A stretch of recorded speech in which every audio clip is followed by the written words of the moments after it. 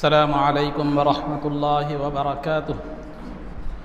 अल्हम्दुलिल्लाहि रब्बिल आलमीन वस्सलातु वस्सलामु अला सय्यिदिल अंबियाइ वल मुरसलीन व अला आलिहि व अस्हाबिहि अजमईन व मन तबिअहुम बिइहसानिन इला यौमिद्दीन। अम्मा बाद।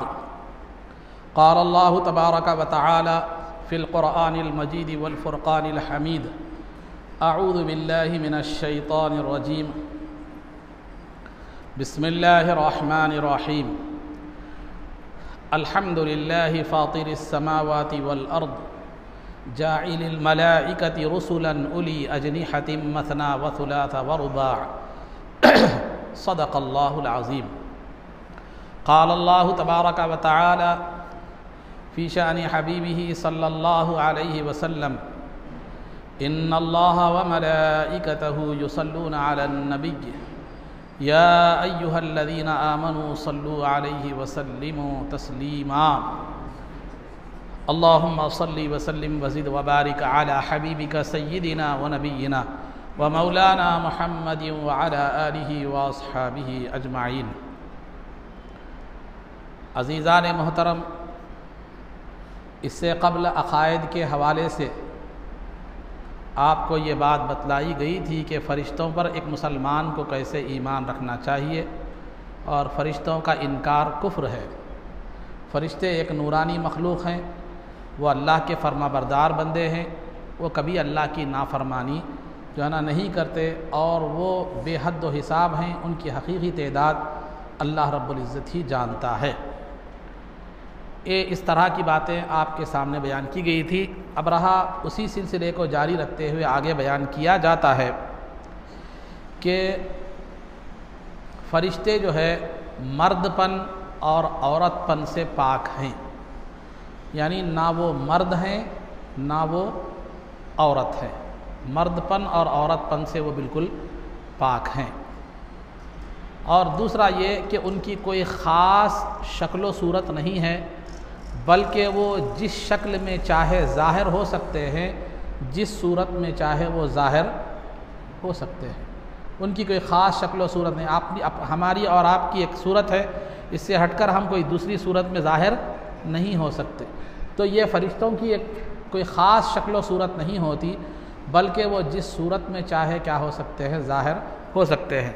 चुनाचे जिब्रील अमीन जो सरकार के पास तशरीफ़ लाते थे, उमूमन जो है एक ख़ूबसूरत सहाबी रसूल है जिनको दिहया कल्बी रज़ी अल्लाह ताला अन्हु जो है कहा जाता था। उनकी जो है ना शक्ल व सूरत में जो है ना जिब्रील अमीन आम तौर पर आया करते थे, वो सहाबी रसूल की शक्ल व सूरत में। दीगर औक़ात में एक अजनबी शख्स की जो है शक्ल व सूरत में आना भी क्या है, साबित है दीगर अहादीस से। बहरहाल कभी दिहया कल्बी रज़ी अल्लाह ताला अन्हु के हवाले से तशरीफ़ लाए कि शक्ल व सूरत में, कभी जो है ना एक आम अजनबी आदमी की शक्ल में जो है ना तशरीफ़ लाए। तो बहरहाल फ़रिश्तों की कोई ख़ास शक्ल व सूरत नहीं होती, बल्कि वो जिस शक्ल व सूरत में जो है चाहे वो ज़ाहिर हो सकते हैं, जिस शक्ल व सूरत में चाहे वो ज़ाहिर हो सकते हैं। और उनकी तरह हमारी ताकत की तरह उनकी ताकत महदूद नहीं होती, बल्कि उनकी ताकत हमसे जो है ना ज़्यादा और हमसे जो है ना बेपनाह जो है होती है। कई दर्जे हमसे ज़्यादा उनकी ताकत होती है। और दूसरी बात यह है कि फ़रिश्ते जिस्मानी ज़रूरियात से पाक हैं।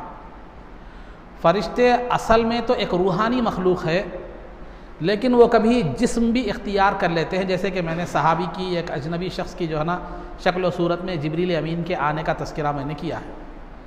तो वो जिस्म की ज़रूरियात से पाक होते हैं। यानी जिस्म की ज़रूरियात मतलब जिस्म की एक ज़रूरत खाना है, एक ज़रूरत पीना है, और एक ख्वाहिश की तकमील के लिए बीवी है, बुढ़ापे के सहारे के लिए औलाद है, मखलूक़ की बक़ा के लिए, इंसानियत की बक़ा के लिए बच्चे जन्म देना, मखलूक़ को जो है ना ये तादाद को बढ़ाना है, वगैरह वगैरह। इन तमाम चीज़ों से वो क्या है, मालूम है, पाक हैं फ़रिश्ते। यानी ना उनको खाने की ज़रूरत है, ना उनको पीने की ज़रूरत है, ना उन्हें बीवी की ज़रूरत है। तो लिहाजा फ़रिश्ते जिस्मानी ज़रूरियात से बिल्कुल जो है ना पाक हैं। और फ़रिश्ते जो है ना मुख्तलिफ़ कामों में जो है ना मसरूफ़ हैं। अल्लाह ताला ने जिनके लिए जो बाज़ फ़रिश्ते वो हैं जो अल्लाह की तस्बीह और उसकी तहलील और उसके ज़िक्र में क्या होते हैं, मसरूफ़ रहते हैं। बाज़ फ़रिश्ते वो होते हैं जो उमूर तकवीनी में मसरूफ़ होते हैं। उमूर तकवीनी का मतलब यह है कि दुनिया के कामों को की अंजाम दही में क्या होते हैं, उनको अंजाम देने में मसरूफ़ होते हैं। बाज़ फ़रिश्ते वो हैं जो अर्श इलाही को उठाए हुए हैं। बाज़ फ़रिश्ते वो हैं जो अर्श इलाही के अतराफ़ सफ़ बस्ता हैं। ये फ़रिश्ते, इन फ़रिश्तों का काम क्या है, इनके ताल्लुक़ से क़ुरआन कहता है अल्लज़ीना यहमिलूनल अर्श व मन हौलहु युसब्बिहूना बिहम्दि रब्बिहिम व युमिनूना बिही व यस्तग़फिरूना लिल्लज़ीना आमनू, कि ये जो फ़रिश्ते हैं जो अल्लाह ताला के अर्श को उठाए हुए हैं, जो उसके अर्श के अतराफ़ जो है सब बनाकर बाअदब खड़े हुए हैं, वो फ़रिश्ते जो है ना उनका काम ये है कि अर्श को उठाने के साथ साथ उनकी तज़किया है युसब्बिहूना, वो अल्लाह की पाकी बयान करते हैं और अल्लाह पर ईमान लाते हैं और मोमिनीन के लिए दुआए मग़फ़िरत करते हैं। तो बाज़ फ़रिश्तों का काम ये हो गया। और बाज़ फ़रिश्ते जन्नत के कामों को अंजाम देने के लिए मुक़र्रर हैं। एक जन्नत का दारोगा है, हेड ऑफ द डिपार्टमेंट है, फिर दूसरा उसके साथ फ़रिश्ते हैं। और बाज़ फ़रिश्ते जो है ना जहन्नम का दारोगा है, फिर जहन्नम के भी फ़रिश्ते हैं जिनको ज़बानिया कहा जाता है, सनदउ ज़बानिया, जैसे कुरान में जिसको कहा जाता है। जहन्नम के लिए, जहन्नमियों को अज़ाब देने के लिए, जहन्नम के मामलात को अंजाम देने के लिए क्या है, वो मुक़र्रर है। और बाज़ फ़रिश्ते वो हैं जो हिफाजत के लिए मुक़र्रर हैं, मामूर हैं, जिनका अपॉइंट जो किया गया है वो मखलूक की हिफाजत करना। जैसा कि कुरान कहता है व इन्ना अलैकुम लहाफ़िज़ीन, यकीनन तुम पर निगहबान फ़रिश्ते मुक़र्रर हैं जो तुम्हारी निगहबानी भी करते हैं, तुम्हारी हिफाजत भी करते हैं। हफ़ज़ा नामी वो फ़रिश्ते भी होते हैं जो मस्जिदों वगैरह में भी जो है ना हुआ करते हैं। और दूसरे वो फ़रिश्ते हैं, फ़रिश्तों की एक जमात वो है जो है मखलूक के आमाल को लिखा करती है, जैसे किरामन कातिबीन कहा गया है, लिखने वाले बुज़ुर्ग फ़रिश्ते, बाइज़्ज़त और एहतराम वाले इज़्ज़तदार फ़रिश्ते। तो वो लिखने वाले फ़रिश्ते, उनका काम यह है कि मखलूक के आमाल को लिखें। हर बंदे के साथ दो फ़रिश्ते होते हैं, एक का नाम जो है ना रक़ीब होता है, रक़ीब जो नेक आमाल को लिखता है, और एक का नाम जो है ना जो सीधी जानिब होता है, और एक का नाम अतीद होता है जो बुरे आमाल को लिखता है, जो इंसान के बाईं जानिब होता है। तो कुरान कहता है मा यल्फ़िज़ु मिन क़ौलिन इल्ला लदैहि रक़ीबुन अतीद, कि बंदा जो कुछ भी कहता है वो जो है ना उसकी सीधी जानिब जो रक़ीब नामी फ़रिश्ता है, जो बाईं जानिब जो अतीद नामी फ़रिश्ता है, ये फ़रिश्ते उसको क्या करते हैं, लिख लिया करते हैं। कल खुदा की बारगाह में हमारा रिकॉर्ड क्या है, पूरा कच्चा चिट्ठा पेश किया जो है ना जाएगा। तो बहरहाल ये फ़रिश्ते मुख्तलिफ़ कामों पर जो है ना अल्लाह ताला ने फ़रिश्तों को क्या किया है, मुक़र्रर फरमाया। बाज़ फ़रिश्तों को अल्लाह ताला ने अज़ाब देने के लिए मुक़र्रर फरमाया है, जो कौमों पर अज़ाब नाजिल करते हैं। बाज़ फ़रिश्तों को रहमत नाजिल करने के लिए जो है ना अल्लाह ने ज़रिया बनाया है। तो बहरहाल मुख्तलिफ़ फ़रिश्ते मुख्तलिफ़ कामों पर जो है ना मामूर हैं, मुक़र्रर हैं, अपॉइंट हैं। तो वो अल्लाह ताला उन्हें जो जिन जिन कामों की ज़िम्मेदारी उसने दी है, वो अल्लाह रब्बुल इज़्ज़त उन्हें क्या है, पूरा ये करते हैं। और फ़रिश्तों की जो है ना की ताकत का आलम यह है कि वो फ़रिश्ते इंसान के जिस्म के अंदर तक भी पहुँच सकते हैं और दिल में ख़यालात भी डालते हैं। तो उस ऐसे फ़रिश्ते जो दिल में नेक ख़याल डालता है उसको क्या कहते हैं, मुल्हिम कहा जाता है। मुल्हिम जो इल्हाम करने वाला, इल्हाम कहते हैं खैर की बात को दिल में डालना। तो जो है ना, तो वो फ़रिश्ता होता है जो खैर की बात इंसान के दिल में डालता है। और दिल में एक फ़रिश्ता ये भी होता है जो वाइज़ भी होता है, जो बंदे को जो है ना अच्छी चीज़ की तरफ नसीहत करता है। दिल में देखे कभी कोई अच्छी चीज़ की करने का जज्बा आपको पैदा होता है, नमाज़ पढ़ने का, खैर खैरात करने का ख्याल पैदा होता है। ये फ़रिश्ते के डाले हुए जो है ना ख्यालात होते हैं, तौफ़ीक़ अल्लाह रब्बुल इज़्ज़त की होती है। तो बहरहाल अज़ीज़ान मोहतरम, ये फ़रिश्ते मुख्तलिफ़ जो है ना कामों पर मामूर हैं और जो है ना मुख्तलिफ़ चीज़ों पर जो है ना वो मुक़र्रर हैं। तो जो काम ज़िम्मेदारियाँ उन्हें दी गई हैं, पूरी अमानत के साथ, सच्चाई के साथ, सदाक़त के साथ वो काम क्या करते हैं, अंजाम देते हैं। तो फ़रिश्तों के ताल्लुक़ से 3 बातें आप हज़रात के सामने जो है ना बयान की गई कि फ़रिश्ते मर्दपन और औरतपन से पाक हैं, जिस शक्ल व सूरत में चाहे वो ज़ाहिर हो सकते हैं। और दूसरा ये है कि फ़रिश्तों को पर भी होते हैं। इसका सबूत ख़ुद कुरान मजीद से साबित है। खुतबे के बाद मैंने जिस आयत में तिलावत की गई उसमें अल्लाह ताला फरमाता है कि अल्लाह ताला अपने फ़रिश्तों को ख़ासिद बनाकर भेजता है जिनके 2-2, 3-3 पर होते हैं, 4-4 पर होते हैं। तो फ़रिश्तों को 2-2, 3-3, 4-4 पर होना ये कुरान से कुछ साबित है, तो उनको पर भी जो है ना हुआ करते हैं। तो फ़रिश्ते मर्दपन और औरतपन से पाक हैं और कोई उनकी कोई ख़ास शक्ल सूरत नहीं होती, जिस शक्ल में चाहे वो ज़ाहिर होते हैं और फिर जो है ना उनके पर भी होते हैं और वो दुनिया के मुख्तलिफ़ कामों के लिए मुक़र्रर जो है ना किए गए हैं। इस तरह उनके हवाले से और वो जिस्म और जिस्मानी ज़रूरियात से जो है ना बिल्कुल पाक हैं। ये कुछ बातें आप हज़रात के सामने फ़रिश्तों पर ईमान रखने के हवाले से, इस तरह का अक़ीदा और इस तरह का ईमान हमें फ़रिश्तों के साथ के ताल्लुक़ से रखना है। ये बातें जो है ना बयान की गई। अब रहा सीरत में, आप हज़रात के सामने ये बात बतलाई गई थी कि नबूवत के 5वें साल सरकार दो आलम सल्लल्लाहु अलैहि वसल्लम ने सहाबा को हबशा की जानिब हिजरत करने का हुक्म दिया था। तो चुनाचे मुसलमानों के 2 काफ़िले एक के बाद एक हबशा की जानिब जो है ना चले गए थे हिजरत करके। कुफ़ार को जब मालूम हुआ कि मुसलमान हिजरत करके हबशा को गए हैं, तो वहाँ के बादशाह का जहन ख़राब करके उसे बदगुमान, मुसलमानों के ताल्लुक़ से बदगुमान करके फिर मुसलमानों को वापस लाने की उन्होंने कोशिश की, लेकिन वो उसमें नाकाम रहे और नामुराद क्या किए मालूम है, लौटे। ये नबूवत का 5वां साल यानी एलान नबूवत का 5वां साल 5 नबवी के वाक़ियात है, उसकी तफसीलात आ चुकी हैं पीछे। और नबूवत का 6वां साल 6 नबवी में हज़रत हमज़ा रज़ी अल्लाह तआला अन्हु ईमान लाए। एक 3 दिन के बाद उमर फ़ारूक रज़ी अल्लाह तआला अन्हु ईमान लाए। तो ये 2 धचके, ये 2 बड़े जो है ना धचके उन काफिरों को लगे। एक तो हबशा से नामुराद होकर लौट गए, नाकाम होकर, फिर दूसरा ये 2 शख्सियतें जो अहम समझी जाती थी वो 2 भी क्या है, ईमान लाए। तो इनकी वजह से इस्लाम को एक तक़वियत और मजबूती मिली और फिर दिन ब दिन लोग जो है ना मुसलमानों की तादाद बढ़ती जा रही थी।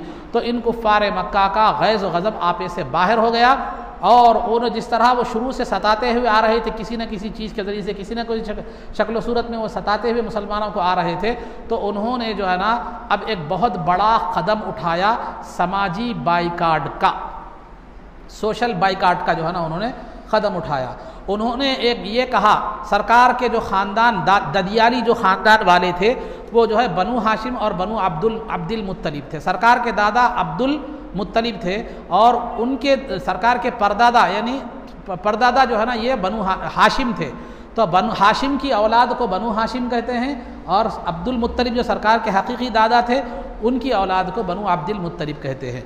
तो लिहाजा कुफ़ार व मुशरिकीन ने जो है ना ये कहा कि तुम लोग सरकार के ददियाली ख़ानदान वालों से, उन्होंने मुतालबा किया कुफ़ार और मुशरिकीन ने कि तुम लोग जो है ना मोहम्मद सल्लल्लाहु अलैहि वसल्लम को हमारे हवाले कर दो, हम उनके साथ चाहे जो भी मामला करें, हम उनको चाहे तो कत्ल कर दें या चाहे तो ज़िंदा रखिए, हमारे हवाले कर दो, वरना हम तुम लोगों से समाजी बाइकाट करेंगे।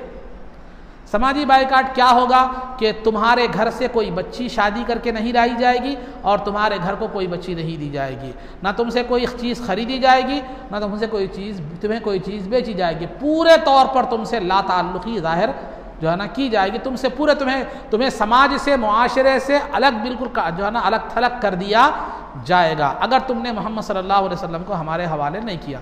तो हवाले नहीं किया उन लोगों ने, तो नतीजा क्या हुआ, तो उन लोगों ने एक करारदाद, एक रेजोल्यूशन पास किया।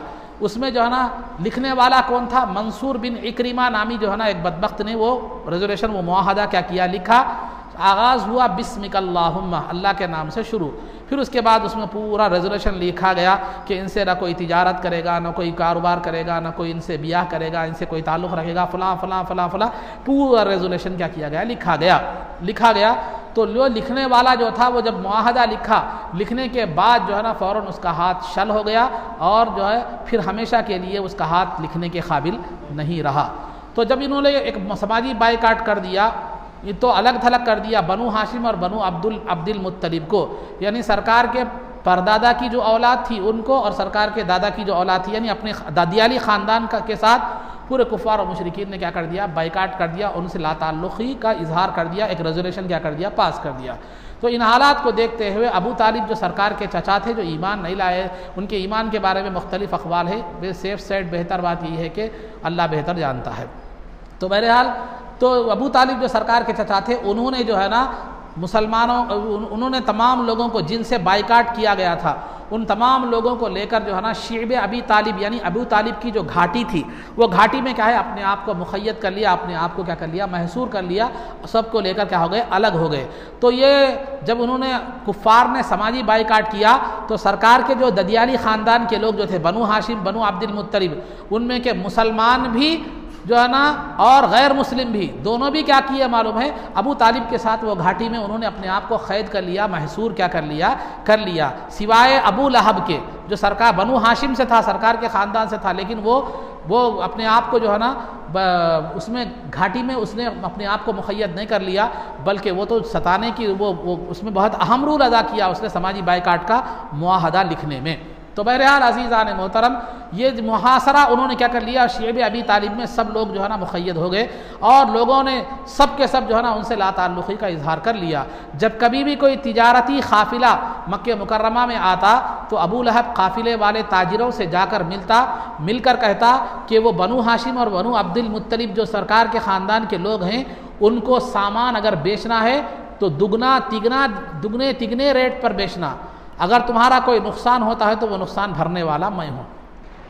तो चुनांचे काफ़िला जब भी आता ये लोग ख़रीदने के लिए जाते जो घाटी में अपने आप को जिन्होंने क़ैद कर लिया था, अपने आप को महसूर कर लिया था, जब ख़रीदने जाते तो ताजिर क्या है मालूम है, 2-2 3-3 डबल टिबल कीमत कहते, तो ये जो है ना कीमत महंगाई को देखकर वापस हो जाते। तो लिहाजा अब मामला ये हो गया कि तिजारत भी बंद, लेन देन भी बंद, खाने के लिए खाने का मसला पैदा हो गया।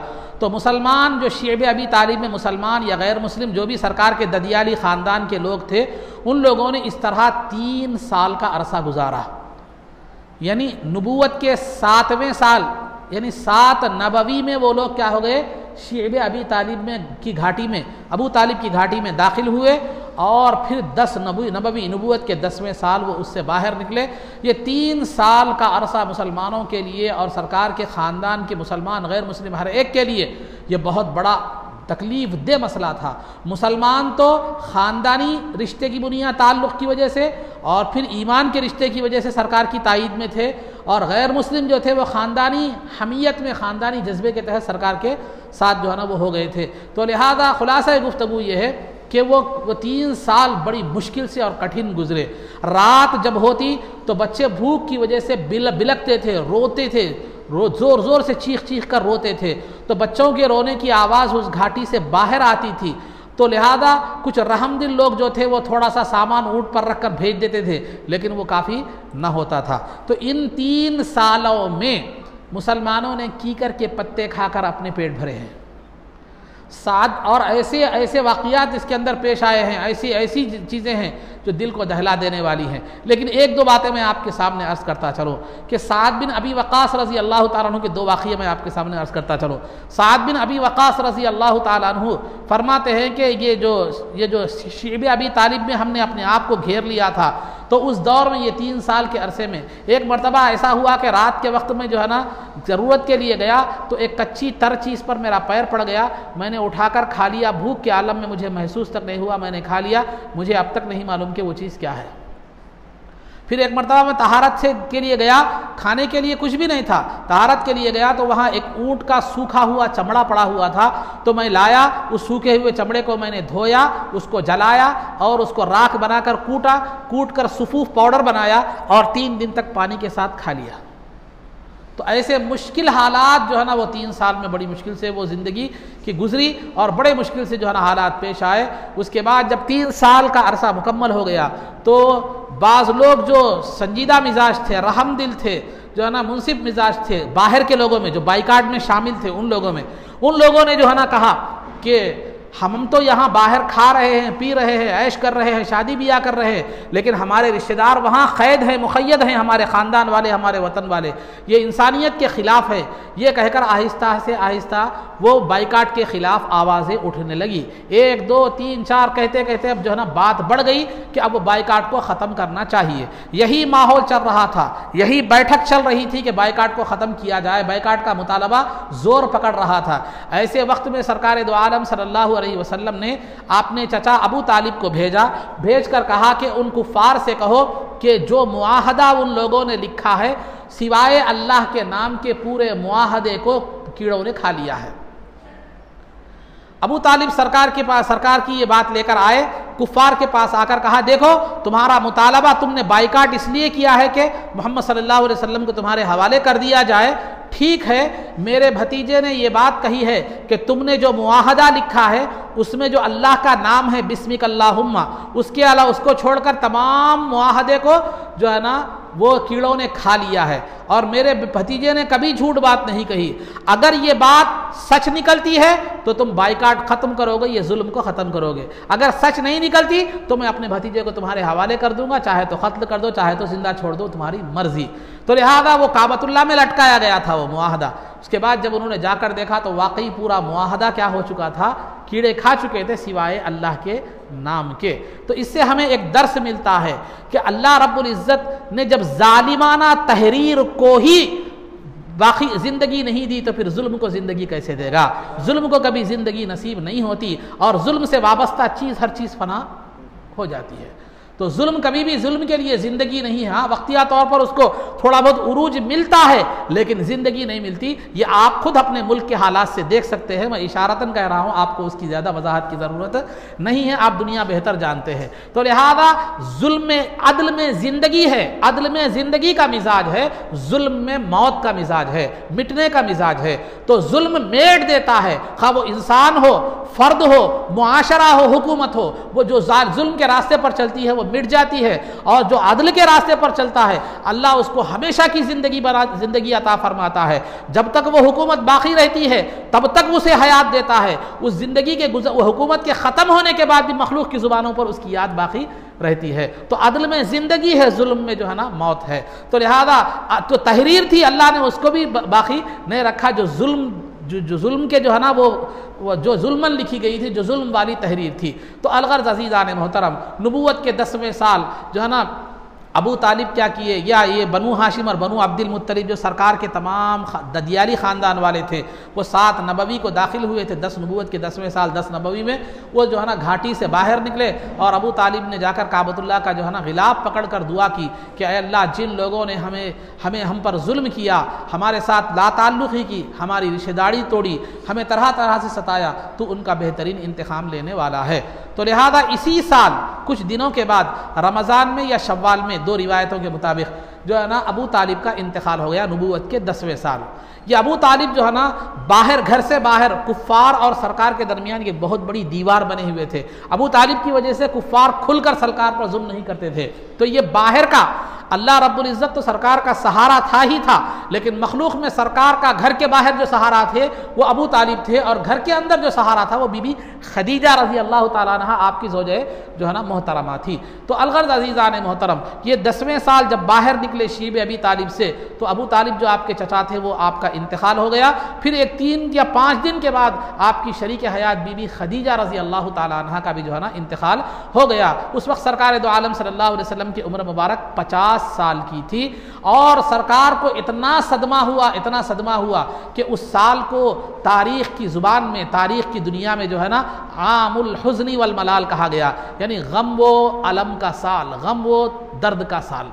तो लिहाजा ये 10 नबवी के वाक़ियात थे कि 7 नबवी को जो है ना बनु अब्दुल मुत्तलिब और बनु हाशिम जो है शेब अबी तालिब में घाटी में दाखिल हुए, और 10 नबवी को जो है ना बाहर निकले। ये 3 साल जो है ना सरकार के ददियाली ख़ानदान वालों के साथ, मुसलमान और गैर मुस्लिम हर एक के साथ ये समाजी बाइकाट कुफ़ार मक्का का रहा। बहरहाल ये हालात यहाँ तक आपके सामने बयान किए गए। इंशाअल्लाह फिर दीगर बातें आगे जो है ना बयान की जाएंगी। अब रहा आदाब में, आप हजरात के सामने सेहत के आदाब क्या किए जा रहे थे, बयान किए जा रहे थे। सेहत के आदाब में से एक अदब ये भी है कि जब पेशाब या बैतुल खला की आपको ज़रूरत महसूस हो तो जो है ना फ़ौरन उससे फारिग हो जाए, उसको रोक कर ना रखे। पेशाब या बैतुल खला की ज़रूरत महसूस हो तो फ़ौरन उससे फारिग हो जाए और उसको रोक कर जो है ना रखे। क्योंकि इसलिए कि उससे जो है मेदे पर भी बुरा असर पड़ता है, जहन पर भी बुरा असर पड़ता है। उससे मैदे पर भी बुरा असर पड़ता है, जहन पर भी बुरा असर पड़ता है। तो लिहाजा बैतुल खला को रोकना या तहारत, खैर एक इमरजेंसी में कोई शक्ल सूरत है, एक अलग बात है, लेकिन आम तौर पर उसको जो है ना ज़्यादा या आदत मत बनाएं उसको कि बैतुल खला को या पेशाब को क्या करें, रोक कर रखें। ये आपके मैदे के लिए भी नुकसानदेह है और जहन के लिए भी नुकसानदेह है, जहन पर भी उसके बुरे असरात पड़ते हैं। और दूसरी चीज़, ज़िंदगी के हर मामले में सफाई और सुथराई का लिहाज रखें। अपने बदन को भी साफ़ रखें, अपने कपड़ों को भी साफ़ रखें, अपने इस्तेमाल की चीज़ें भी साफ़ रखें, अपने बर्तनों को भी साफ़ रखें, अपने बिस्तर को भी साफ़ रखें, अपने घर को भी। बहरहाल जो चीज़ें आप इस्तेमाल करते हैं उन तमाम चीज़ों की पाकी और सफाई का लिहाज रखिए। और जो खाने की चीज़ें हैं उनको हमेशा ढाँक कर रखिए, खाने की चीज़ों को हमेशा क्या कीजिए, ढाँक कर रखिए। क्योंकि खाने की चीज़ों में ढाँक कर जो है ना रखने का एक तो फ़ायदा ये है कि वो घर में आमतौर पर छिपलकें होती हैं, चूहे होते हैं, दीगर जो हशरातुल अर्ज़ कीड़े मकोड़े होते हैं, वो उससे क्या हो जाएगा, आप महफूज रहेगा। आए दिन आप फेसबुक पर वगैरह पर देखते रहते हैं कि ब्रश को जो है ना छिपलक चाट रही है, जो है ना टानिक के ढक्कनों को जो है ना छिपलक चाट रही है। ऐसे आप वीडियोस भी है ना फेसबुक वगैरह पर आते रहते हैं। तो ये भी ये तो है ही है हशरातुल अर्ज़, ये कीड़े मकोड़े या जो है ना इसकी। और अगर आप सफाई का लिहाज नहीं रखेंगे तो, गंदगी का सफाई का लिहाज नहीं रखेंगे तो कीड़े भी पैदा हो जाते हैं। वो कीड़े भी क्या होते हैं, वो आते हैं, क्योंकि मखलूक है वो, उसको ग़िज़ा जहाँ मिलेगी वहाँ आते। आप जैसे दावत रहे तो कहा जाते हैं दावत रहो मत रहो, या दूर से किधर से भी रिश्ता निकाल के चले जाते हैं। तो वहाँ भी जो है वो भी एक जानवर है, एक मखलूक है, उसको जहाँ भी क्या है मालूम है, ग़िज़ा मिलेगी, वो क्या करेंगे, आएंगे। कीड़े हैं, मत झुंगूर हैं, जो है ना वगैरह वगैरह जो भी हैं हशरातुल अर्ज़, कीड़े मकोड़े। तो लिहाजा बर्तनों को ढाँक कर रखें। एक तो ज़ाहिरी नुकसान ये है, और ख़ास तौर पर यह कहा जाता है कि छिपलकों को जो है ना नमक बहुत बड़ा पसंद होता है, वो नमक में लोटना बहुत ज़्यादा पसंद करती है, मोटे नमक में। तो लिहाजा ये बात ख़ास तौर पर जो है ना जहन में रखे, तो कहीं वो जो है ना हशरातुल अर्ज़। और दूसरा क्या होता है, रात के वक्त में कुछ बलाएँ भी नाजिल होती हैं, अहादीस में इसकी भी वजाहत मिलती है, जिससे क्या होता है, वो बलाएँ अगर खाने में दाखिल हो तो फिर क्या हो जाता है, वो आपके लिए नुकसानदेह हो जाता है। तो बहरहाल अज़ीज़ान मोहतरम, तो हर ज़िंदगी के हर मामले में, हर अमल में, हर चीज़ में पाक साफ़ रहने की कोशिश कीजिए। पाकी और सफाई को अपना जो है ना अपनी आदत बना लीजिए। इसका फ़ायदा क्या है? इसका पहला फ़ायदा तो ये है कि जो बंदे पाकीज़गी को इख्तियार करते हैं अपने हर मामले में, अल्लाह ताला उन्हें पसंद करता है। क्या इन्नल्लाह युहिब्बुत तव्वाबीना व युहिब्बुल मुतत्तहिरीन, कि अल्लाह तौबा करने वालों को और पाकीज़गी इख्तियार करने वालों को पसंद फरमाता है। तो वो लोग जो अपनी ज़िंदगी के तमाम मामलात में पाकीज़गी को इख्तियार करते हैं, वो अल्लाह ताला के महबूब और पसंदीदा बंदे होते हैं। इसी तरह वो मखलूक के पास भी पसंदीदा होते हैं। आप साफ़ सुथरे रहें, पाक साफ़ रहें, तो आपके साथ लोग बैठना भी पसंद करते हैं, खाना भी पसंद करते हैं, आपके हाथ के बनाए हुए खाने को भी पसंद करते हैं। बहरहाल आपसे जो है ना खुरबत को, आपसे बात करने को, आपसे खुरबत को क्या करते हैं, पसंद करते हैं। तो जो बंदा पाकीज़गी इख्तियार करता है वो अल्लाह के पास भी महबूब होता है, मखलूक के पास भी क्या होता है, महबूब जो है ना होता है। एक फ़ायदा ये। दूसरा फ़ायदा ये कि जो आदमी पाकीज़ा रहता है, अपने माहौल को पाक रखता है, पाक सफाई का ख्याल रखता है, उसको रूह, उसकी रूह को रूहानी सुकून मिलता है, उसको रूहानी सुकून भी नसीब होता है। और जो है ना मिसाल के तौर पर आपको समझने के लिए, आप जाओ किसी पार्क में या किसी जगह पे जाओ, आप जहाँ हर तरफ सफाई वगैरह है, कोई भी चीज़ में आप जाओ, किसी भी एक होटल की मिसाल ले लीजिए, आप आम तौर पर बता रहा हूँ, चाय पीने के लिए, खाने के लिए जाए तो जो है ना आपको देखिए टेबल वगैरह साफ़ है, पकवान का मुकाम साफ़ है, हर चीज़ साफ़ है, गिलास साफ़ है, वो देख के आपको कहता वाकई बहुत बेहतरीन जगह है, अच्छी होटल है, अच्छा ये है। आपको एक दिली तौर पर, क़ल्बी तौर पर क्या होती है, एक सुकून भी मिलता है, खुशी भी होती है।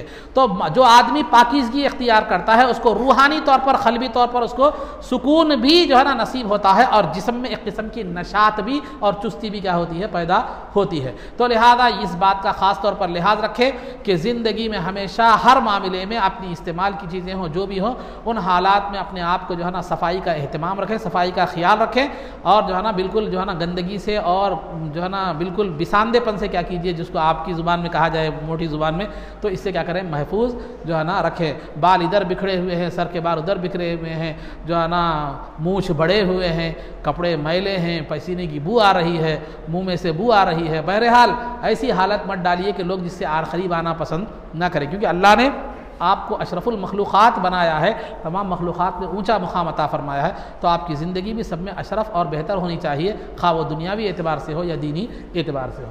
तो बहरहाल ये चंद सेहत के आदाब के हवाले से कुछ बातें बयान की गई थी, अक़ायद, सीरत और सेहत के आदाब। अब रहा मसाइल में आप हज़रात के सामने, इससे कबल मैंने माजूर आदमी के वज़ू के हवाले से मसाइल बयान किए थे कि अगर किसी आदमी को ऐसी बीमारी हो जिससे वज़ू बार बार टूट जाता है तो फिर उसका क्या हुक्म है, उसके क्या मसाइल है। मैंने आपके सामने इससे कबल क्या किया था, अर्ज़ किया था। तो लिहाजा माजूर कब डिक्लेयर करते हैं, सेहतमंद कब डिक्लेयर करते हैं, तो फिर माजूर के लिए क्या अहकाम है, वो तमाम चीज़ें आपके सामने तफसीलात के साथ पीछे जो है ना आ चुकी हैं। अब रहा वज़ू को तोड़ने वाली चीज़ें। वज़ू को तोड़ने वाली जो चीज़ें वज़ू को तोड़ देती हैं, उन चीज़ों के हवाले से कुछ बातें वजाहतें मैं आपके सामने अर्ज़ करता चलूँ। वज़ू को तोड़ने वाली चीज़ों में सबसे पहली चीज़ जो है, वज़ू को तोड़ने वाली चीज़ों में सबसे पहली चीज़ क्या है, पेशाब या बैतुल खला के रास्ते से, पेशाब या बैतुल खला के रास्ते से किसी भी चीज़ का निकलना, पेशाब या बैतुल खला के रास्ते से किसी भी चीज़ का क्या करना, निकलना। खा वो चीज़ आदत के तौर पर निकलती हो या कभी कभार क्या होती हो, निकलती हो, कोई भी चीज़ निकल जाए पेशाब या बैतुल खला के रास्ते से, वो क्या हो जाती है, उससे वज़ू टूट जाता है। चंद मिसालें मैं आपके सामने देता हूँ। पेशाब के रास्ते से निकलने वाली चीज़ें, पेशाब है एक तो, ये आदत के तौर पर निकलता है पेशाब, और मज़ी है, ये भी आदत के तौर पर निकलती है, वदी है, ये भी एक जो है ना आदत के तौर पर वहाँ पर क्या है, निकलती है। तो मज़ी का मतलब क्या है, मज़ी आपको याद रखने, मज़ी और वदी में बहुत से लोग कन्फ्यूज़न होते हैं, तो याद रखने के लिए आसान तौर पर याद रखने के लिए मैं आपको एक बात बता रहा हूँ। मज़ी मज़े से समझिए आप, अगरचे के हुरूफ बदले हुए हैं, मज़ी में ज़ाल है, मज़े में ज़ा है, लेकिन हुरूफ करें, तलफ़ुज़ को देखिए आप, मज़ी मज़े से है, यानी मज़े का मज़े की वजह से जो चीज़ खारिज होती है उसको मज़ी कहते हैं। यानी मतलब ये है कि जब आपके जहन में अच्छा ख्यालात पैदा हो गए, मुंतशिर यानी सेक्सी ख्यालात पैदा हो गए, कोई ऐसी जो है ना इंतशार वाले ख्यालात पैदा हुए जो आपकी जहन की लज्जत का सबब क्या करते हैं, मज़े का सबब बनते हैं। अगर उन ख्यालात को पैदा होने के बाद एक दो ख़तरे जो माद्दे मनविया के निकलते हैं, जो ख़तरे निकलते हैं, उसको क्या कहते हैं, मज़ी कहते हैं उसको, मज़ी, मीम ज़ाल या, समझे, मज़ी। तो जहनी मज़े से जो चीज़ निकलती है उसको मज़ी कहते हैं। तो ख्यालात मुंतशिर होने के वक्त या किसी औरत को देखे या किसी मंज़र को देखे, गलत मंज़र को देखने से ये जो एक दो ख़तरे जो है ना ज़्यादा मकदार में निकले तो फिर वो गुस्ल का मसला पैदा हो जाता है। एक दो ख़तरे या दो तीन ख़तरे जो निकलते हैं उसको मज़ी कहते हैं। ये भी, इससे भी वज़ू टूट जाता है, इससे भी वज़ू टूट जाता है। और वदी कहते हैं, वदी का मतलब ये होता है कि बाज़ लोगों को पेशाब करने से पहले या पेशाब करने के बाद एक दो तीन ख़तरे माद्दे मनविया के निकलते हैं, माद्दे मनविया के निकलते हैं, तो ये भी वज़ू को तोड़ देते हैं। परेशान रहते हैं लोग, मुझसे वज़ू टूट गया, गुस्ल करना क्या, गुस्ल करने की ज़रूरत नहीं है, एक दो ख़तरे अगर निकलते हैं तो ये मज़ी है, ये वदी है, ये पेशाब है, ये सामने की शर्मगाह से आम तौर पर क्या है निकलने वाली चीज़ें हैं। इससे वज़ू क्या होता है, टूट जाता है। आदत के तौर पर ये चीज़ें निकलती हैं। बात चीज़ें आदत के तौर पर नहीं निकलती, जैसे पेशाब से खून निकल गया, पेशाब के मुकाम से, या कहा गया कोई पत्थरी निकल गई या कोई कीड़ा निकल गया, इससे भी क्या होता है, वज़ू टूट जाता है। यहाँ और एक नज़ाकत याद रखिए, बाज़ औक़ात लोगों की खतना नहीं होती तो पेशाब तो शर्मगाह से निकल जाता है, लेकिन वो जो चमड़ी होती है उसके अंदर ठहर जाते हैं खतरे, तो बाहर नहीं निकला, चमड़ी से बाहर तो नहीं निकला, लेकिन चमड़ी के अंदर ही है, लेकिन शर्मगाह से निकल गया है, वो सुराख से क्या हो गया है, निकल गया है, लेकिन चमड़ी के अंदर मौजूद है, बाहर नहीं निकला, तब भी वज़ू टूट जाता है, तब भी वज़ू क्या होता है, टूट जाता है। ये जहन में रखिए।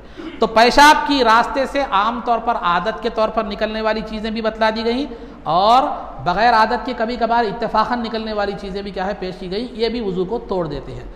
बैतुल खला के रास्ते, अब वो जो है ना पेशाब आप ज़मीन पर करें, बैतुल खला में करें या थैली में करें, हर एक से वज़ू टूट जाता है। नहीं साहब मैं थैली में करूँ, ज़मीन पर बाहर नहीं निकलाना बोले तो आपका वज़ू टूट ही जाता है।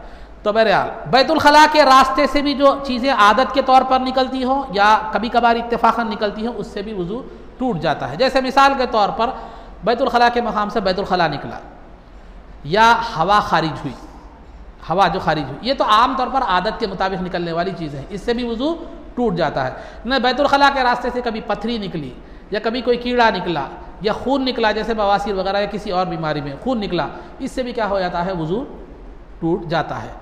और एक ज़िम्नन यहाँ पर एक बात याद रखिए, एनमा देने से भी वज़ू टूट जाता है, एनमा देने से भी वज़ू टूट जाता है। एनमा कहते किसको है, एनमा देना या बैतुल खला के रास्ते से कोई दवा चढ़ा देना अंदर, उससे भी क्या होता है, वज़ू टूट जाता है। तो एनेमा का मतलब ये होता है कि ऑपरेशन वगैरह अगर किसी को करना है तो पेट खाली होना ज़रूरी होता है। तो पेट के खाली करने के लिए क्या करते हैं, एक पैप बैतुल खला की राह से अंदर दाखिल करते हैं मैदे में, कुछ दवाएं क्या करती हैं वहाँ पर छोड़ देते हैं मैदे में, जिसकी वजह से आपका पेट क्या हो जाता है, साफ हो जाता है। तो वो पैप जब मैदे में पहुँच जाता है तो मैदा नजासत के मुकाम पर है, नजासत का मुकाम है, जब वो निकलता है तो नजासत के कुछ ना कुछ असर लेकर जो है ना निकलता है, जिसकी वजह से उलमा ने एहतियातन कहा है कि उससे वज़ू टूट जाता है। अब ये एनेमे की बात हुई। बाज़ लोग बवासीर के इलाज के लिए भी क्या करते हैं, दवा चढ़ाते हैं बैतुल खला की राह से, वो उससे भी क्या होता है, मैदे तक अगर वो पहुंच जाता है तो वो गंदे मुकाम से वापस आता है, तो इससे भी क्या होता है, आपका वज़ू टूट जाता है। ये तो बैतुल खला के मुकाम की बात हुई। बसा औक़ात क्या होता है, मुँह में से नली डाली जाती है, मुँह से किसी टेस्ट के लिए, अल्सर के टेस्ट के लिए या मैदे की कैफियत को जानने के लिए वगैरह वगैरह, अगर वो मैदे के अंदर चली जाती है, गंदगी के मुकाम तक चली जाती है, तो फिर जब वो निकाली जाती है तो जाहिर सी बात है कुछ ना कुछ गंदगी को वो लेकर बाहर निकलती है। इस वजह से भी एहतियातन वज़ू को जो है ना तोड़ने का हुक्म दिया गया है। तो ये आपका मसला था, पेशाब या बैतुल खला के रास्ते से कोई भी चीज़ निकले, खा वो आदत के तौर पर निकले या बग़ैर आदत के निकले, उससे वज़ू टूट जाता है। ये पहला वज़ू को तोड़ने वाली पहली सूरत थी। दूसरी सूरत जो है वज़ू को तोड़ने वाली ये है कि जिस्म के किसी भी मुकाम से, ये पेशाब और बैतुल खला की ये दोनों रास्तों को छोड़कर जिस्म के किसी भी मुकाम से गंदगी निकल जाए, खून निकले, पीप निकले, या दर्द के साथ, तकलीफ़ के साथ, या बीमारी की वजह से पानी निकले, इससे भी क्या होता है, वज़ू टूट जाता है। निकलकर बहने से खा वो जिस्म पर बहे या किसी और चीज़ में बहे। मैं उसूल से बता रहा हूँ आपको तफसील। जिस्म से यानी दोनों रास्तों के अलावा जिस्म से खून का निकलना, पीप का निकलना, या किसी गंदे पानी का निकलना, या जो है ना तकलीफ़ या बीमारी के साथ किसी पानी का निकलना, निकल कर बह जाना, खा वो जिस्म पर बहे या किसी और चीज़ में बहे, उससे क्या होता है, वज़ू टूट जाता है। जैसे मिसाल के तौर पर खून निकला, ज़ख़म हो गया, खून निकल कर बह गया, या फुंसी फोड़ा था, उसमें पीप था, पीप बहकर फोड़ दिए, पीप बहकर निकल गया, या आशूबे चश्म हुए थे, तकलीफ़ के साथ पानी निकल कर बह गया, या आँख में कोई फुंसी या कोई ऐसी चीज़ थी, तकलीफ़ थी, वो पानी बहकर क्या हो गया, निकल गया। तो ये चीज़ें, नापाक चीज़ जिस्म से निकल कर बह जाती है, अपने मुकाम से बह जाती है, तो वज़ू टूट जाता है, वरना वज़ू नहीं टूटता। जैसे खाली आप रोना आया, रो रहे हैं, आँख से पानी निकल रहा है, लेकिन ये पानी के आंसू नापाक नहीं हैं, क्योंकि ना ये बीमारी की वजह से निकल रहे हैं, ना तकलीफ़ और ज़ख्म की वजह से निकल रहे हैं। तो ये आँखों के आंसू ये वज़ू को नहीं तोड़ते, लेकिन दर्द के साथ, तकलीफ़ के साथ, बीमारी के साथ निकलते हैं तो वो टूट जाते हैं। कान में से पीप निकला, जो है ना, नाक में से खून निकला, जैसे नक्सीर वगैरह होती है, ऐसा कुछ भी, या क्या हो गया, वो रेट वगैरह, नाक वगैरह में रेट के साथ या थूक के साथ क्या हो गया, मालूम हो, खून निकल कर क्या हो गया, मालूम, थूक में मिल गया, तो या तो थूक में पीलापन होगा या लालपन होगा, या बिल्कुल खून की तरह होगा। थूक में अगर लालपन आ गया तो खून गालिब है, रेट में अगर लालपन आ गया तो खून गालिब है, वज़ू टूट गया। नहीं सिर्फ पीलापन है थूक में, या खून तो मिला है लेकिन पीला है, थूक में पीलापन है, रेट में पीलापन है, लालपन नहीं आया तो आपका वज़ू नहीं टूटेगा। लालपन आने से क्या हो जाएगा, वज़ू टूट जाएगा। ये बात ज़हन में रखिए। तो ये दोनों रास्तों के अलावा किसी और मुकाम से खून, पीप या गंदे पानी का निकलकर बह जाने से क्या होता है, वज़ू बहना शर्त है, ना बहे तो वज़ू नहीं टूटेगा। मिसाल के तौर पर आपको खून मार लगा या कुछ रगड़े गया, गाड़ी पे जा रहे थे, स्पीड कटा मार रहे थे, गिरे तो घुटने छिले गए, समझे, घुटने छिले गए, इसलिए बोलो नौजवान हमारे बहुत ये करते, तो घुटने तो छिल गए, पूरा लाल घुटना नजर आ रहा है लेकिन खून बहा नहीं, तो उससे वज़ू नहीं टूटता। इसी तरह कोई चीज़ निकली, खून निकला, मगर आके सिर्फ वो ऊपर ठहर गया, बहा नहीं, तो उससे वज़ू जो है ना नहीं टूटेगा। निकलकर बहना क्या है मालूम है, ज़रूरी है। निकलकर खून हो, पीप हो, कोई भी चीज़ हो, निकलकर बहना क्या है, वो शर्त है। तो इसी तरह जो है ना, अगर आप क्या करें, पचना लगाएं, हिजामा कराएं, कपिंग जिसको गालिबन कहते हैं, वो जो आजकल कर रहे हैं इलाज के तौर पे, वो जो है ना वो कराएं, तो खून अपने मुकाम से निकल कर बह जाता है, तो वज़ू टूट जाता है। या अगर इंजेक्शन दिए हैं तो दो सूरतें हैं उसकी, इंजेक्शन के ज़रिए से दवा अंदर चढ़ाए होंगे या खून बाहर निकाले होंगे। या पीप वगैरह कुछ बाहर निकाले होंगे। अगर इंजेक्शन के ज़रिए से दवा अगर अंदर चढ़ाए हैं तो वज़ू नहीं टूटता, लेकिन खून निकाले हैं टेस्ट के वास्ते या पीप था निकाले हैं, जब बाद वक्त कमर में हड्डियों में पीप आ जाता है, जम जाता है, वो निकालते हैं इंजेक्शन के ज़रिए से, उससे वज़ू टूट जाता है, खून निकालने से भी और पीप वगैरह निकालने से भी। क्योंकि इंजेक्शन में जो खून खींचा जाता है वो इतनी मकदार में होता है कि अगर उसको छोड़ दिया जाए तो वो बह जाता है, वो बह जाता है। तो लिहाजा टेस्ट के लिए जो आप खून निकालते हैं इंजेक्शन से, वो जो है ना उससे भी वज़ू टूट जाता है। पीठ में वगैरह कहीं अगर पीप जम गया है, निकाले हैं इंजेक्शन से, उससे भी वज़ू क्या होता है, टूट जो है ना जाता है, ये बात। और इसी तरह एक जानवर इलाज भी किया जा रहा है आजकल, जोंक नामी एक जानवर होता है, जोंक, उसको क्या कर दिया जा रहा है, जिस्म पर लगा दिया जा रहा है, वो खून खींचता है। तो वो जानवर भी इतनी मकदार में खून खींचता है कि वो जो है ना वो बहने के मकदार में होता है, वो खून इतना होता है कि वो बहने की मकदार में होता है। तो लिहाजा उससे भी अगर वो जानवर के ज़रिए से अगर खून चूसा जाए तो वो क्या होता है, वज़ू टूट जाता है। खून, पीप या नापाक पानी का जिस्म पर बहना ज़रूरी नहीं है, बल्कि किसी भी चीज़ में वो बहे, खा वो इंजेक्शन में बहे, वो गिलास जो कांच का जो खारूरा होता है उसमें बहे, जानवर के पेट में बहे, तो ये क्या हो जाता है, वज़ू टूट जाता है। और मच्छर वगैरह अगर काट ले तो उससे वज़ू नहीं टूटता, क्योंकि उसके पेट में जो खून आता है वो इतना नहीं रहता कि जो बहकर निकल जाए।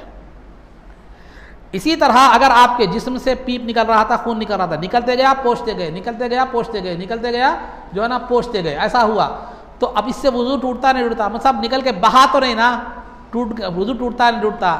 तो वो ये आपने जो पोंछा है, जिस मकदार में खून या पीप जो पोंछा है, अगर उसको छोड़ देते तो बहता था या नहीं था, अगर बहता था तो वज़ू टूट जाएगा, नहीं बहता था तो वज़ू नहीं टूटेगा। ये बात, चंद बातें, दो बातें आज आपकी वज़ू को तोड़ने के हवाले से बयान की गई। पेशाब और बैतुल खला के रास्ते से किसी भी चीज़ का क्या करना, निकलना, खा वो आदत के तौर पर हो, आदत के ख़िलाफ़ हो। और दूसरा क्या है, इन दोनों रास्तों के अलावा जिस्म के किसी और मुकाम से क्या करना, खून, पीप या गंदा पानी निकल कर उस मुकाम से बह जाना, खा वो जिस्म पर बहे या किसी और चीज़ में बहे। ये दो बातें बयान की गई। इंशाअल्लाह फिर ये नवाक़िज़ वज़ू की दीगर तफसीलात, वज़ू को तोड़ने वाली चीज़ों की दीगर तफसीलात आपको आगे जो है ना बयान की जाएंगी। अब रहा, जैसा कि आपको मालूम है कि बानी जामे निज़ामिया अलैहि रहमत व रिज़वान की जो किताब अनवार अहमदी है, उसका जो है ना तज़किरा में उसकी अशार, जो बानी जामिया के लिए अशार की तशरीह जो है ना की शक्ल में किताब लिखी है, वो जो अनवार अहमदी जो तकरीबन 300 से ज़ायद सफ़ात पे किताब है, वो पूरी बानी जामिया के कुछ अशार की तशरीह है, कुछ अशार की तशरीह है। वैसे तो बानी जामिया ने बहुत से अशार लिखे हैं, तो वह हर शेर की तशरीह बानी जामिया ने हर शेर की तशरीह में दलाइल अहादीस बयान किए हैं। दुरूद पाक का तज़किरा शुरू में इससे पहले किया गया था।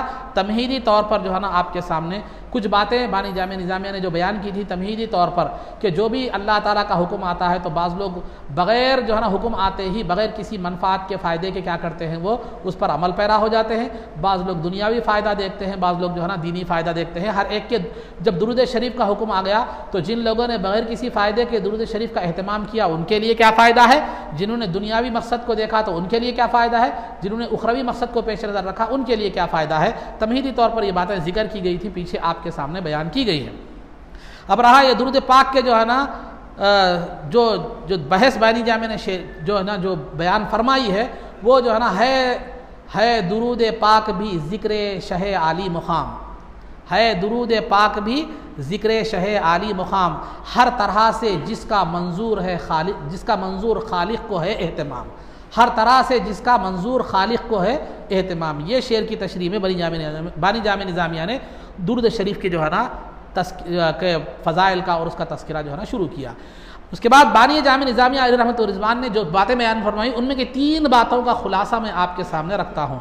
देखिए, अगर इसमें मैं इससे कबल भी अर्ज़ कर चुका हूँ, बानी जामिया निज़ामिया ने जो नुकात बयान फरमाए हैं, मैं उसमें इल्मी बारीकियों में नहीं जा रहा हूँ और मुख्तलिफ इल्मी बहसों में दक़ीक़ बारीक बातों में नहीं जा रहा हूँ, बल्कि ख़ुलासे के तौर पर जो बातें आपके लिए ज़रूरी है वो बयान कर रहा हूँ। अगर उसमें कोई गलती होती है तो वो मेरी अपनी कोताही लाइल्मी है, अगर बानी जामिया का उसमें कोई मामला नहीं है। और कभी कभार जो है ना मैं आपको दीगर मिसालें भी देता हूँ बात को समझाने के लिए, वो किताब की नहीं होती। ये बात मैं हमेशा इसका जिक्र करता रहता हूँ, आज भी जो है ना जहन में रख लीजिए इस बात को।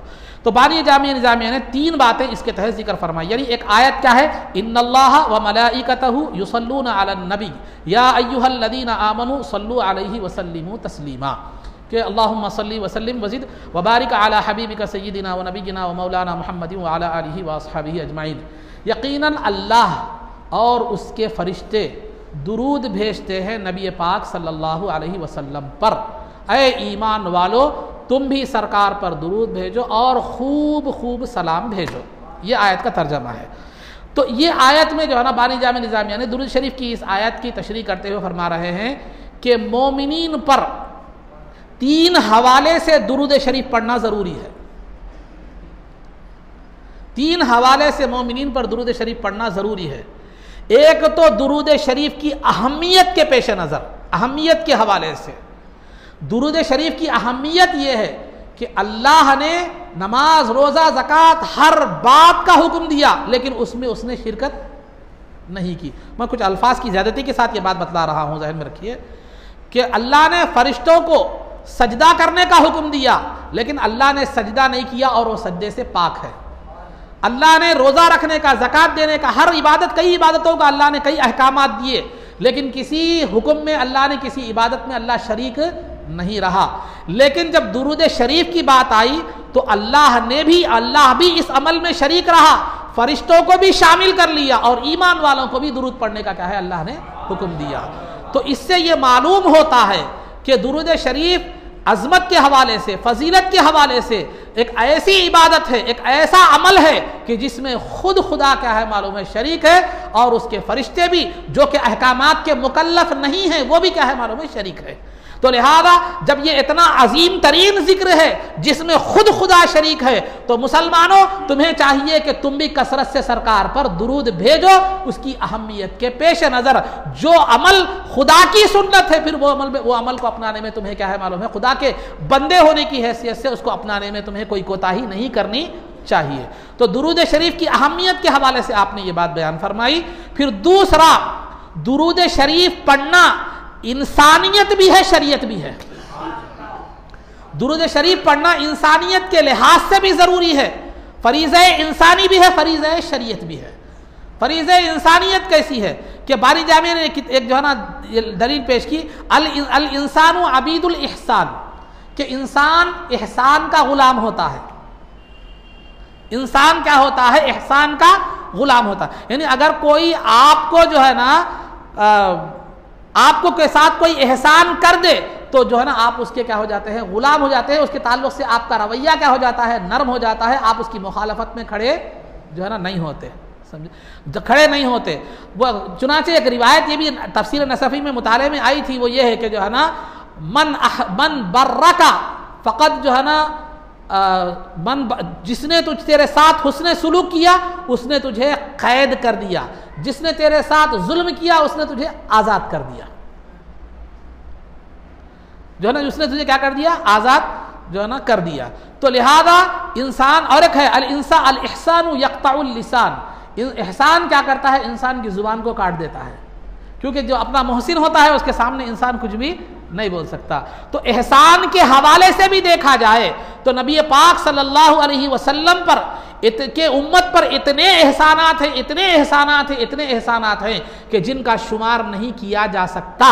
अल्लाह ने ये ऐलान फरमा दिया था कि वला सौफा युअतीका रब्बुका फतरदा, कि ऐ महबूब आपका रब आप जो मांगेंगे अता करेगा, आपको वो सब कुछ अता करेगा जिससे आप क्या हो जाएंगे? राजी हो जाएंगे। ये ऐलान अल्लाह की तरफ से था, तब भी सरकार जिंदगी भर उम्मत की बख्शिश की दुआ करते रहे, उम्मत की फलाह बहबूदगी के लिए तड़पते रहे, उम्मत की हिदायत के लिए तड़पते रहे। ठीक है, जिंदगी का मामला तो अलग हो गया, लेकिन सरकार का खुद इरशाद है कि मैं इस दुनिया से चला भी जाऊंगा तो मैं कब्र में भी मुसलसल उम्मत के लिए बख्शिश करता रहूंगा, हत्ता उनफख़ फ़िस्सूर, यहां तक के सूर फूंक दी जाए। फिर हश्र में भी सरकार उम्मत की बख्शिश के लिए जो है ना दुआ करते रहेंगे, रब्बी हबली उम्मती, रब्बी हबली उम्मती कहते रहेंगे। कब्र मुबारक में सरकार को रखा गया तो होठ हिल रहे थे, सुनने वालों ने सुना रब्बी हबली उम्मती, ऐ अल्लाह मेरी उम्मत बख्श दे, मेरी उम्मत को बख्श दे। तो एहसान के हवाले से भी देखा जाए, इंसानियत का तकाजा ये है कि जो मोहसिन होता है उसका जिक्र करना, उसके साथ हुस्न सुलूक करना या उसके साथ हमदर्दी और मोहब्बत रखना, ये इंसानियत का तकाजा है। तो इंसानियत के हवाले से भी देखा जाए तो उम्मत के सरकार पर इतने एहसानात है, इतने एहसानात है जिसको शुमार नहीं किया जा सकता, जो एहसानात थे नहीं, हैं और रहेंगे, थे, हैं और रहेंगे। लेकिन उम्मत को चाहिए कि इंसानियत के हवाले से भी अगर सोचे तो सरकार पर दुरूद भेजना एक उम्मती का फरीज है, जो है ना, फरीज है, एहसास है, फरीज में एहसासमंदी है। एहसासमंद अगर है तो उसको दुरूद शरीफ पढ़ने के लिए कोई और तरगीब की ज़रूरत नहीं है, क्योंकि सरकार के जो एहसानात उसके ऊपर हैं, वो एहसानात का एहसास अगर दिल में है तो किसी और तरगीब की उसे ज़रूरत नहीं है दुरूद शरीफ पढ़ने के लिए, किसी और फजीलत की ज़रूरत नहीं है। तो तकाज़ाए इंसानियत के लिहाज से भी देखा जाए, बमुख्तज़ाए इंसानियत भी देखा जाए, तो उम्मती को सरकार पर दुरूद भेजना ये फरीज़े इंसानियत है। और दूसरा, बारी जामे ने फरमाया यह फरीज़ इंसानियत ही नहीं बल्कि फरीज़ शरीयत भी है, क्योंकि तिरमिज़ी का हवाला देते हुए सरकार ने एक हदीस को जिक्र फरमाया बारी जामे ने कि मल्ला यशकुरिन्नास ला यशकुरिल्लाह, जो अल्लाह, जो लोगों का शुक्र नहीं करता वो अल्लाह का शुक्र नहीं करता। यानी नेमत देने वाला अल्लाह है, जिसके जरिए से, जिसके सबब से नेमत मिली, तो लिहाजा अल्लाह का भी शुक्र करना है, जिसके जरिए से नेमत हमें मिली उसका भी शुक्र करना है। तो नेमत का जो चीज़, जो शख्सियत सबब बनती है, उसकी शुक्रगुजारी भी जरूरी है। तो जो आदमी की शुक्रगुजारी नहीं करता, जिसके जरिए से उसे नेमत मिली है, तो वो अल्लाह का शुक्रगुजार भी नहीं होता। तो इस हैसियत से भी देखा जाए तो दुनिया की हर नेमत, आखिरत की हर नेमत, दुनिया की हर फजीलत जो हमें मिली है वो सरकार के जरिए से मिली है। तो इस हवाले से भी देखा जाए तो सरकार की शुक्रगुजारी हम पर लाजिम है, सरकार की शुक्रगुजारी हम पर लाजिम है। और शुक्रगुजारी का एक बेहतरीन जरिया का है वो सरकार पर दुरूद भेजना है, सरकार पर जो है ना दुरूद भेजना है। तो लिहाजा दुरूद शरीफ पढ़ना उम्मत पर अहमियत के पेश नज़र भी ज़रूरी है, इंसानियत के पेश नज़र भी ज़रूरी है, और जो है ना शरीयत के पेश नज़र भी एक उम्मती पर ज़रूरी है। तो लिहाजा वही सरकार पर दुरूद भेज सकता है, वही पढ़ सकता है जिसके अंदर इंसानियत हो, जिसके अंदर एहसास हो, जिसके अंदर शरीयत का जो है ना मुकाम हो, और जिसको जिक्र सरकार के दुरूद की अहमियत हो। अगर कोई जो है ना दुरूद शरीफ नहीं पढ़ता तो वो इन तीनों खुसूसियात, इन तीन चीज़ों से खाली और आरी, और उसका क़ल्ब और उसका सीना उससे वीरान समझा जाएगा। तो अलगर्ज़ अज़ीज़ान मोहतरम, ये चंद बातें थी जो बारी जामी अलैहि रहमतुर रिज़वान ने दुरूद शरीफ के हवाले से जो मुख्तसर बयान की है। अभी ये सिलसिला आगे जारी है, फ़ज़ाइल वगैरह अभी आगे आएंगे, लेकिन मुख्तसर मैंने आपके सामने ये बात रखी। अल्लाह रब्बुल इज़्ज़त से दुआ है जो कुछ भी कहा गया उस पर अमल की तौफ़ीक़ रफ़ीक़ अता फ़रमा, इज़्ज़त व आफ़ियत की ज़िंदगी दे, और ईमान पर हमारा ख़ातिमा फ़रमा, रसूल पाक सल्लल्लाहु अलैहि वसल्लम के ख़दमों में हमारा हश्र फ़रमा, आपकी शफ़ाअत उज़्मा से हमको बहरवर फ़रमा, आपके दस्ते मुबारक से जामे कौसर पीना नसीब फरमा, जन्नत में आपकी ग़ुलामी मइयत और इफ़ाक़त नसीब फरमा। सल्लल्लाहु तआला वसल्लम अला खैरि खल्क़िही सय्यिदिना मुहम्मदिन व आलिहि व सहबिही अजमईन बिरहमतिका या अरहमर राहिमीन।